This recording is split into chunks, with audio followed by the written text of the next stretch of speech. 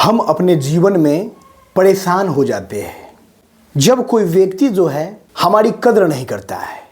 जरूरी नहीं कि इस दुनिया में जितने भी लोग हैं वो सब आपके व्यक्तित्व को पहचाने, वो आपकी कद्र करे। हीरे की परख जो है एक अच्छे जौहरी के पास ही होती है।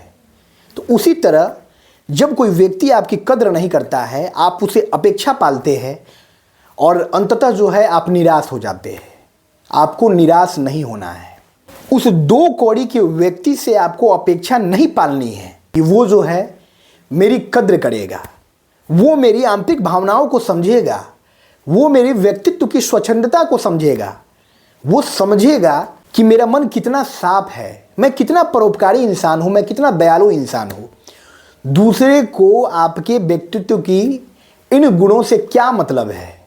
वो ईश्वर तो है नहीं जो आपको किसी बहुत बड़े पुरस्कार से पुरस्कृत करेगा और उस पुरस्कार से जो है आपका पूरा जीवन बदल जाएगा। इसीलिए बिना मतलब के किसी भी इंसान से जो है अपेक्षा मत पालिए। हमारे जीवन का मूल क्या है, हमारा अस्तित्व क्या है, इसकी अपेक्षा औरों से मत कीजिए। इस संदर्भ में एक कहानी प्रचलित है। एक बार महात्मा बुद्ध के पास एक व्यक्ति गया और उसने हाथ जोड़कर महात्मा बुद्ध से पूछा कि प्रभु, जीवन का मूल्य क्या है? कृपया मुझे बताने का कष्ट करें कि जीवन का मूल्य क्या है। भगवान बुद्ध ने उसे एक पत्थर का टुकड़ा दिया और बोला कि इस पत्थर को लेकर बाजार में जाओ और इसको बेच कर लाओ। वो व्यक्ति महात्मा बुद्ध के निर्देश का पालन करते हुए उस पत्थर को लेकर वहां से निकल गया। वो सबसे पहले उस पत्थर को लेकर एक सब्जी वाले के पास गया। सब्जी वाले ने उस पत्थर को देखा और उसको उस पत्थर के बदले 1 किलो सब्जी देने का वचन दिया। यानी उस सब्जी वाले के द्वारा उस पत्थर की कीमत 1 किलो सब्जी से लगाई गई। व्यक्ति उस पत्थर को फिर वापस ले लिया और वहां से फिर आगे बढ़ने लगा। आगे वो एक किराने की दुकान पर गया। वहां ले जाकर उस पत्थर को किराने के दुकानदार को दिया और बोला कि भाई, इसके बदले मुझे क्या मिलेगा? किराने के दुकानदार ने उसे 5 किलो चावल देने का वचन दिया। यानी किराने के दुकानदार के द्वारा उस पत्थर की कीमत 5 किलो चावल से लगाई गई। व्यक्ति फिर पत्थर वापस ले लिया और फिर आगे चला गया। आगे बढ़ते बढ़ते वो एक स्वर्णकार की दुकान पर पहुंचा। उसने अपना वो पत्थर दिखाया। स्वर्णकार ने बड़े ध्यान से उस पत्थर को देखा और उसके बदले जो है 100 स्वर्ण मुद्राएं देने का वचन दिया। व्यक्ति बहुत ही खुश हो गया। व्यक्ति ने थोड़ा मोल जोल किया। मोल जोल के उपरांत जो है स्वर्णकार 500 स्वर्ण मुद्राएं देने को तैयार हो गया। यानी स्वर्णकार के द्वारा उस बेजान पत्थर की कीमत 500 स्वर्ण मुद्राओं से लगाई गई। हर व्यक्ति अपने हिसाब से, अपने हैसियत के हिसाब से उस पत्थर का मूल्य लगा रहा था। व्यक्ति वहां भी नहीं रुका। उसके अंदर जिजीविषा थी इस सत्य को जानने की और वो प्रभु की माया को भी समझ रहा था कि इसमें जरूर कोई और भी बहुत बड़ा जो है कोई रहस्य छिपा हुआ है।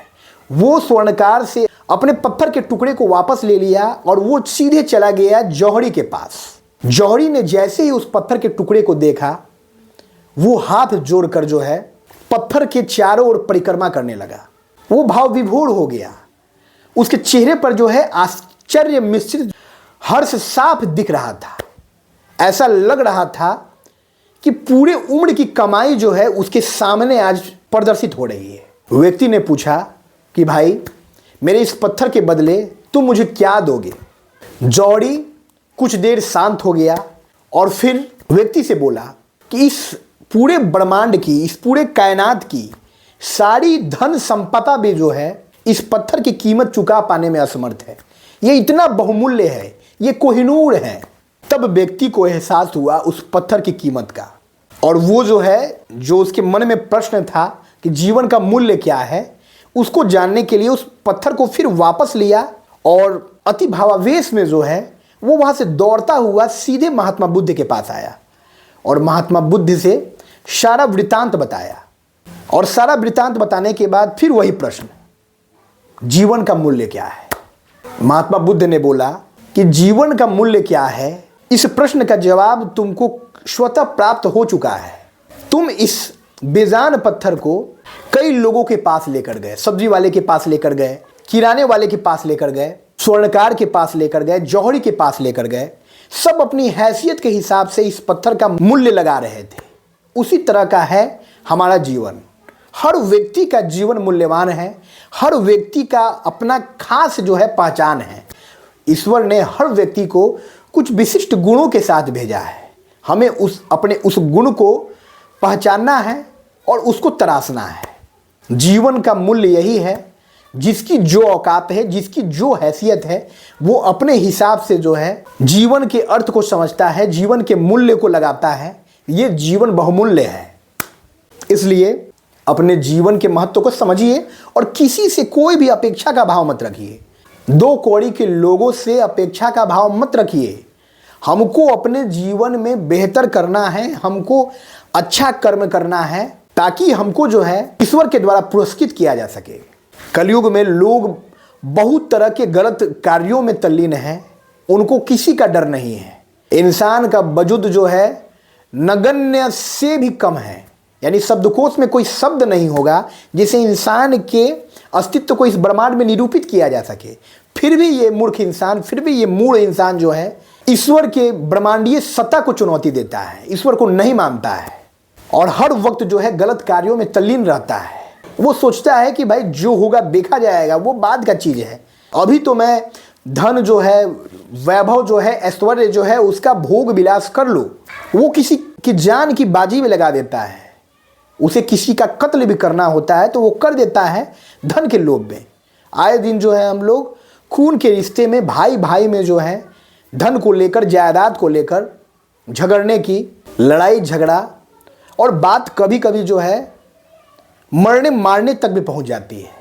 आए दिन इस तरह की समाचार जो है अखबारों में छपते रहते हैं, न्यूज़ चैनल पर चलते रहते हैं। तो ये हमारी मूर्खता है। हमको उस ईश्वर से डरना है जिसकी नज़र सदैव जो है अपने बंदे पर है। हमें बेहतर करना है, हमें सत्य पथ पर आगे बढ़ना है, हमें ईमानदारी के साथ कर्म करना है। जो भी कार्य जो है, जो भी अभिनय जो है ईश्वर के द्वारा हमको सौंपा गया है, तभी जो है हम जीवन में सही मायने में सफल कहलाएंगे। बाकी लाशों के ढेर पर चलकर हमको जो है बड़ी बड़ी इमारतें खड़ा नहीं करना है, हमको धन संपदा एकत्रित नहीं करना है, हमको लग्जरियस गाड़ी में नहीं घूमना है। यदि अपनी मेहनत के बदौलत जो है इन भौतिक वस्तुओं को हम अर्जित कर पाते हैं अपने जीवन में, तो ये जो है हमारी सफलता है। और इन भौतिक वस्तुओं के बीच रहते हुए भी जो है अपनी आंतरिक चक्षुओं को खुला रखना है और इस सोच के साथ जीवन में आगे बढ़ना है कि ये सब क्षणभंगुर है, ये सब कुछ क्षण के लिए है, ये सब ईश्वर का माया जाल है। ईश्वर ने कुछ क्षण के लिए, कुछ पल के लिए, कुछ दिन के लिए, कुछ वर्ष के लिए जो है ये सारे ऐशो आराम जो है मुझे सौंपे हैं और ये मेरे साथ जाने वाला नहीं है। मेरा कर्म जो है, मेरा सत्कर्म जो है वही मेरे साथ जाएगा, मेरे बाद भी जो है मेरे नाम को जिंदा रखेगा।